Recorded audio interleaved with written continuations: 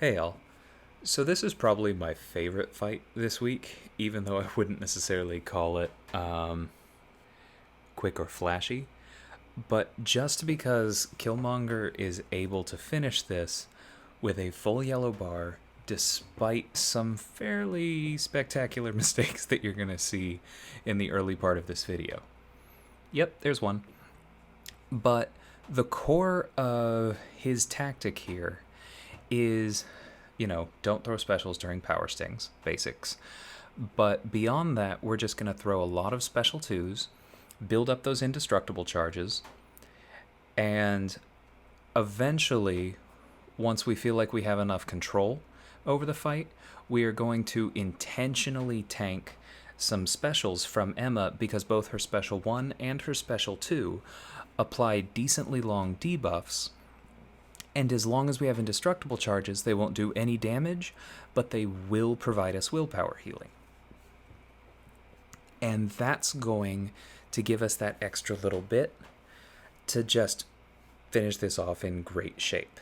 Now, it is a long solo, but I feel that a lot of the difficulty in this particular fight is that, you can play pretty well against Emma. You can get 90% of the evades, you can catch 90% of when she throws her specials, you can evade 90% of her mediums, you can probably evade all of her heavies, even though I ate that one there. That was just silly.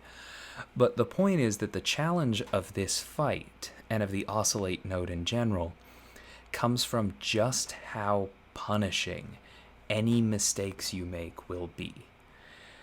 She hits so hard, both on block and when she actually lands them, that you really can't afford too many mistakes.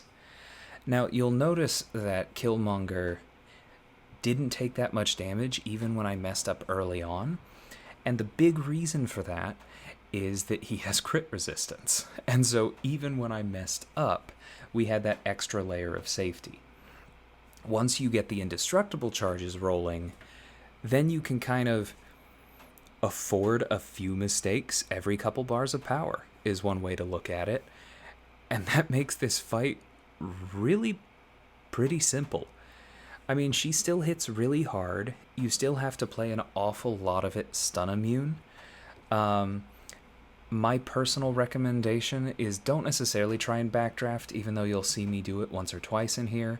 For the most part, counter her specials and, dash back, block, and bait her heavies. I didn't go after that one because the timing didn't feel right, but for the most part, if she doesn't have a bar, I'm waiting for her to throw a heavy by dashing and blocking, and thus baiting it even without taking a bunch of blocked hits. The other thing that you can do to speed up this fight is you can try and get True Strike and Reverb up at the same time if your Killmonger is duped. Emma is a little bit tricky to get True Strike up on, just because of how much distance her special 1 creates and how quickly she recovers from it. Or at least how quickly the game says she recovers from the animation.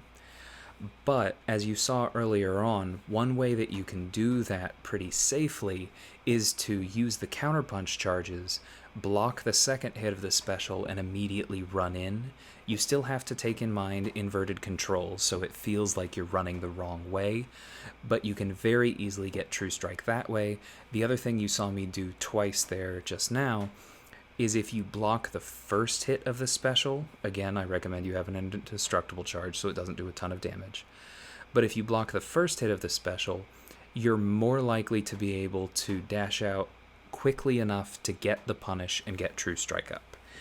That helps actually even if your Killmonger is not duped, because she has armor both from the oscillate node and just from this armor node on here.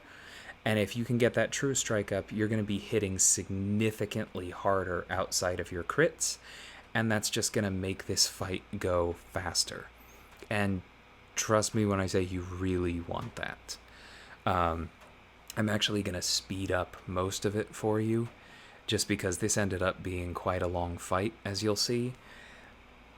But again, it's a pretty safe one. Right here is probably the least safe I've been since that first L2, because I spent an extended period of time without any indestructible charges.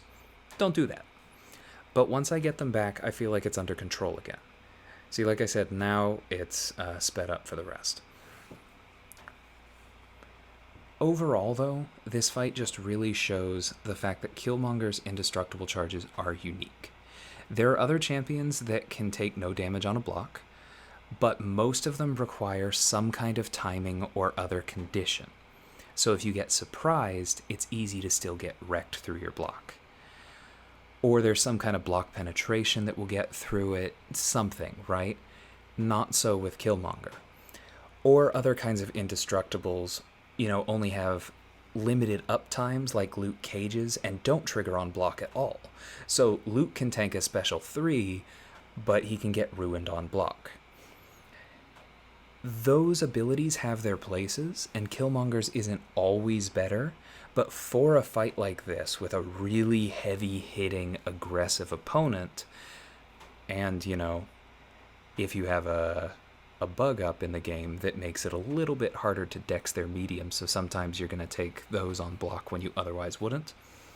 When you have a really hard-hitting opponent like this, and you want to limit your block damage, it helps a lot to be able to just reduce block damage to 0, period, no questions asked, no conditions.